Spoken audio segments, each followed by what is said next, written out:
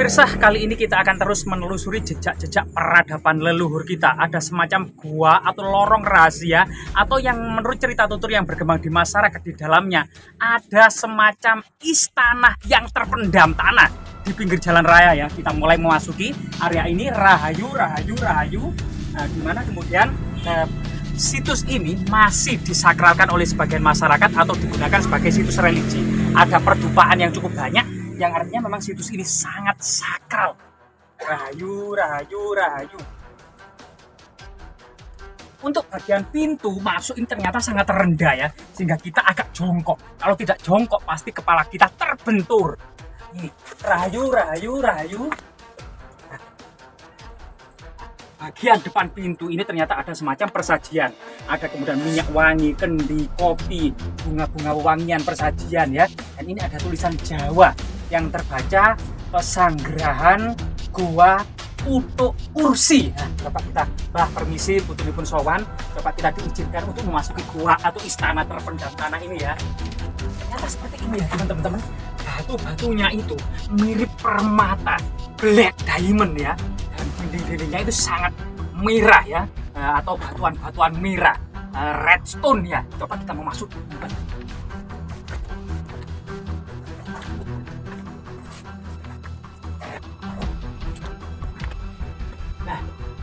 Di sini teman-teman, kita akan mendapati sebuah percabangan yang di sini kemungkinan menuju neraka, namun kita ambil yang sisi kanan, karena yang kanan itu yang baik ya. Coba sisi kiri itu ada semacam terowongan yang ada semacam jurang ke bawah. Artinya mungkin itu adalah jebakan-jebakan ya, untuk menjebak musuh. Dan batu-batuannya mirip seperti diamond ya, permata yang diduga dahulu kemungkinan ini adalah semacam tempat kajurugu salian, para pandai logam ya, entah itu pembuatan permata atau pembuatan emas atau logam-logam yang lainnya untuk senjata dan pusaka, yang diduga sebagian cerita tutur adalah dibangun pada masa era kerajaan Singosari gitu ya. Nah, coba kita ke arah kanan gini teman-teman ya. Rahayu. Mulut pengen keluar asap. Hah? Iya. Asap. Sangat dingin ya. Iya, sangat dingin ya. Memang benar-benar ini adalah istana terpendam tanah, sangat dingin. Di bawah perut bumi, Mbak. Coba Mbak, di sini ada perut Mbak. Mbak, ada semacam persajian Mbak. Nah, teman-teman ya. Jadi teman-teman, di sini ada semacam pusaka. Nah, coba kita ya, rahayu Mbak, rahayu. Ada sesuatu pusaka yang terbungkus kain kuning ya. Cuma kita memang tidak berani membukanya. Kemungkinan semacam pedang naga puspa atau pusaka yang lainnya ya. Artinya memang di istana terpendam tanah ini kemungkinan masih banyak tersimpan pusaka-pusaka pamungkas era kerajaan-kerajaan dahulu ya. Kita lanjutkan perjalanan kita teman-teman ya.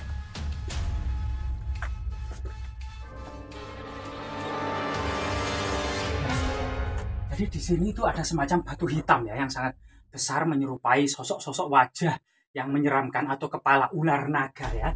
Nah, coba kita memasuki lorong yang sangat gelap gulita gitu ya. Nah, di sini kita memasuki lorong yang sangat gelap gulita. Dan memang gua-gua pertapaan ini memang mulai dibangun era Airlangga ya. Ada gua Gunung Kawi di Pulau Bali ya, atau gua Gajah, gua Selomanglen yang ada di Kadiri, gua Selomanglen yang ada di Tulungagung, gua Gembyang yang ada di Mojokerto.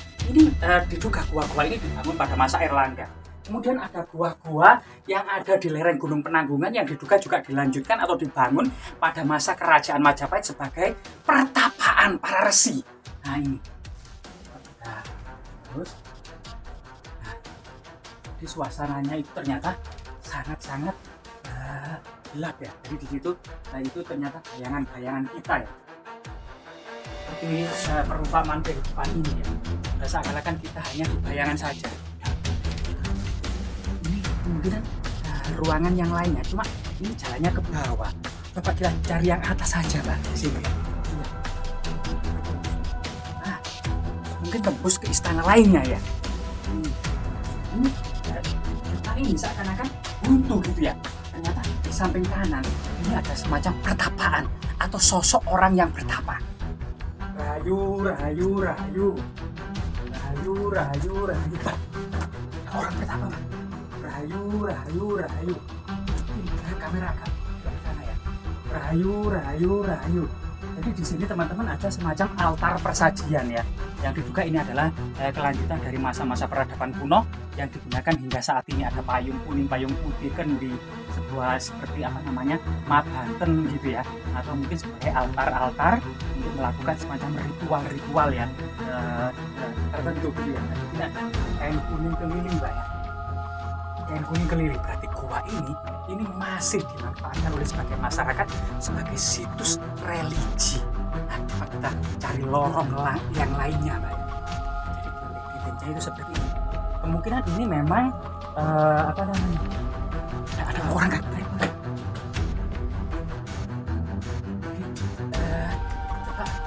di sana mungkin ada orang yang masih betapa gitu ya. Coba kita ke arah sini aja Mbak ya. Jadi teman-teman, tadi saya melihat ada sosok orang betapa, kemungkinan orang yang sedang melakukan ritual, sehingga kita coba berbalik yang mencari lorong-lorong keren yang lainnya.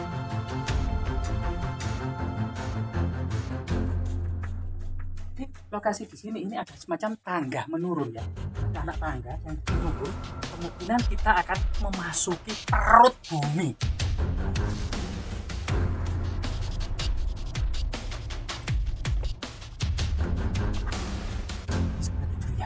Kita ada hewan apa ini? Kayaknya bakal apa ini?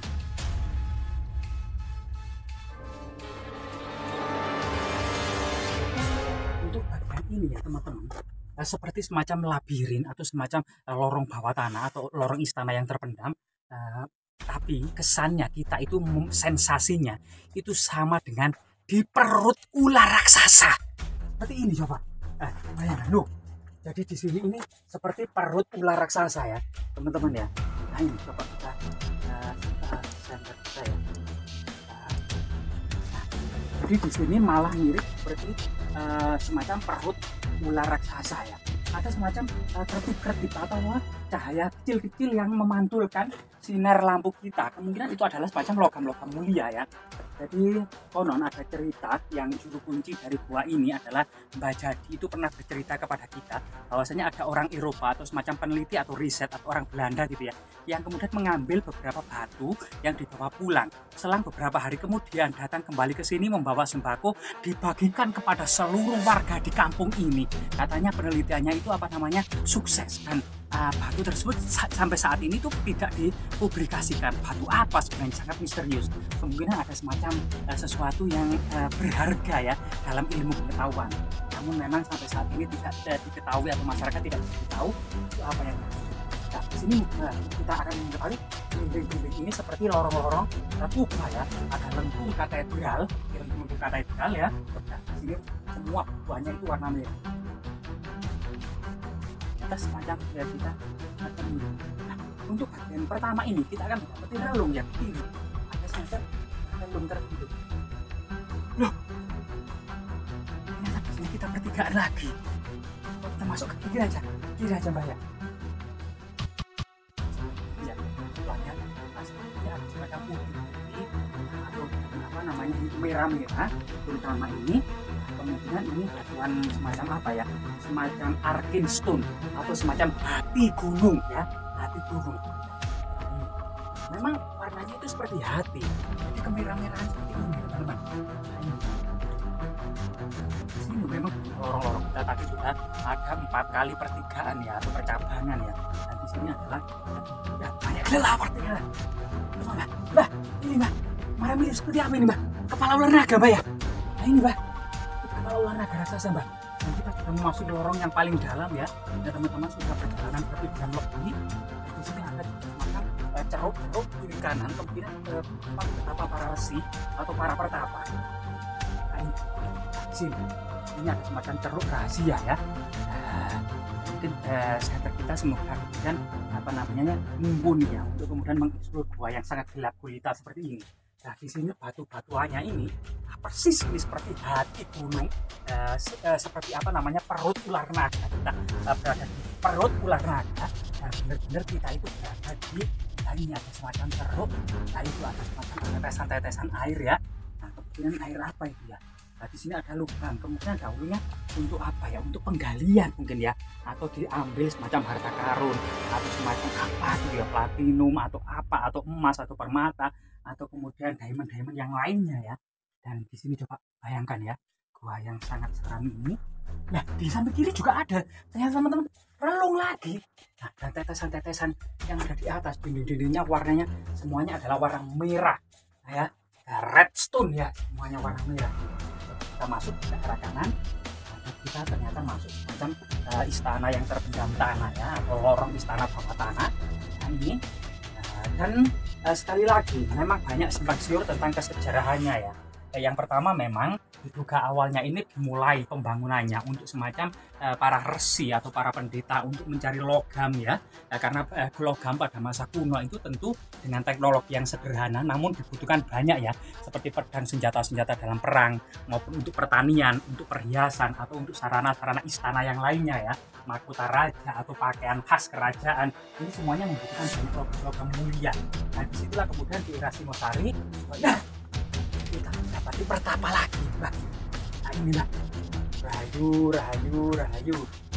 Nah, rahayu, rahayu, rahayu. Rahayu, rahayu, rahayu. Rahayu, rahayu, rahayu. Rahayu, rahayu. Sekali lagi ini ada semacam ceruk pertapaan yang juga memang digunakan untuk masyarakat sebagai pertapaan gitu ya. Dan didominasi gua ini tadi sejak tadi itu warna kuning, sedangkan era kerajaan Majapahit itu warna kuning itu sebagai lambang kejayaan, lambang keemasan ya, masa-masa keemasan dan kejayaan. Dan di sini sekali lagi ada semacam lorong ya, ini ada semacam lubang, kemudian rupanya ya untuk bertapa atau mungkin semacam kubur ngaben gitu ya, untuk menaruh sebenarnya abu jenazah dari para raja. Termasuk di sini ada pusaka yang tentunya tertutup ya, harusnya ditutup pusaka ini, ada tutup tapi ada yang membuka pusaka era kerajaan-kerajaan dahulu ya.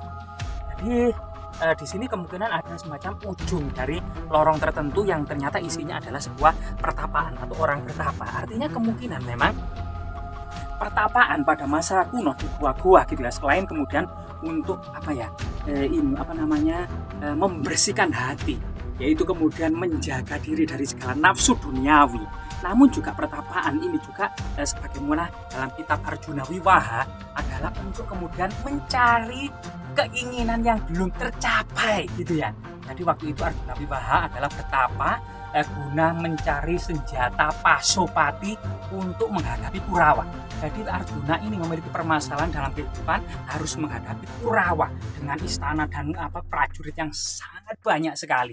Dan disitulah kemudian Arjuna melakukan pertapaan ya, guna mencari solusi. Jadi sehingga kemudian orang bertapa itu juga mencari solusi kehidupan ya. Nah ini, kita lanjutkan. Loh, ternyata di sini ada lorong lantai 2. Jadi di sini ada semacam lorong. Nah, mungkin agak ke sana teman-teman ya. Jadi ini ada lorong istana yang terpendam. Jadi di sini ternyata memang gua ini ternyata diduga ada bertingkat-tingkat. Jadi yang kita jalani tadi itu tingkat 2 dan kita akan mendapati tingkat yang ketiga ya. Nah, disinilah kemudian banyak sekali kemudian fenomena dan pelajaran-pelajaran yang diambil dari leluhur kita.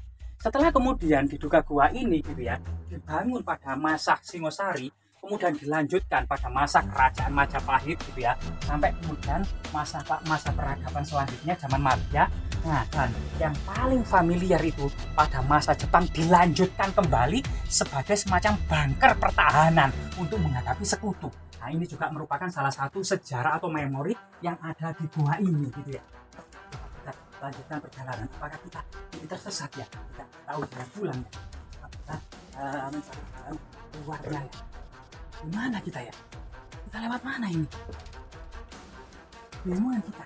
Nah ini ada perbedaan ini mungkin. Bukan. Ini sejak awal masuk kita ya, karena udaranya sangat sejuk gelap ini gitu ya, sangat lembab tentunya. Ternyata kemudian dindingnya itu mirip seperti perut ular naga raksasa.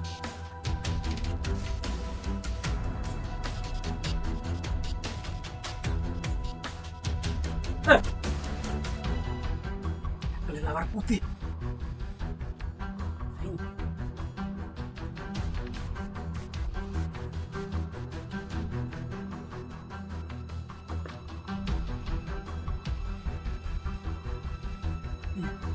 Jadi dunia semakin menipis, kita selain eksplorasi, kita juga terhadap pada leluhur kita juga berhati-hati ya untuk pakai sepatu, pakaian yang rekomendasi pakai rekomendasi ya.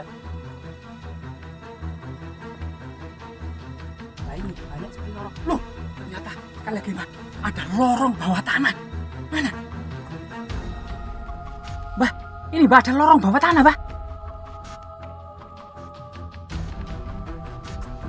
Jadi batuan center yang lainnya, selain kemudian istana tadi yang ada di atas, ternyata di sini kita akan mendapati sebuah lorong bawah tanah ya, yang penuh dengan kelelawar. Nah ini lorong bawah tanah. Nah, artinya gua ini ternyata masih sangat misterius sekali, masih banyak tantangan-tantangan yang harus dihadapi dan dipecahkan, berbagai macam lorong atau kemudian labirin-labirin yang menyesatkan, sehingga gua ini memang seakan-akan gua terpanjang dan gua terunik sedunia gitu ya teman-teman ya.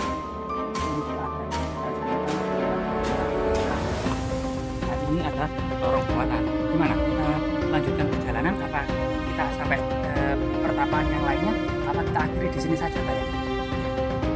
Kita akhiri dulu, baik. Ya, jadi teman-teman sampai kemudian di lorong ini, semoga pernah eksplorasi kita tentang kemudian keadaan bahwasanya leluhur kita pernah menemukan semacam teknologi dalam melakukan pertambangan logam di era kerajaan Singosari, kemudian dilanjutkan di era Majapahit, terus kemudian di beberapa masa pendudukan Jepang menggunakan serta Jepang terkadang untuk menyembunyikan semacam harta karun Yamashita. Jadi pangeran Yamashita itu sebagai koordinator semacam Golden Lily, yaitu adalah perkumpulan rahasia untuk menyimpan emas-emas pendudukan Jepang atau perampokan selama pendudukan Jepang dikumpulkan oleh semacam Golden Lily ya, organisasi Golden Lily yang diketuai oleh pangeran Yamashita. Dan ini bahkan kemudian selain untuk menyembunyikan harta karun Yamashita, juga kemungkinan memang ini sebagai pertahanan tentara Jepang dalam menghadapi sehingga dengan istana yang berdekatan ini terus memberikan edukasi, motivasi, inspirasi, serta kemudian mentapaki ventilasi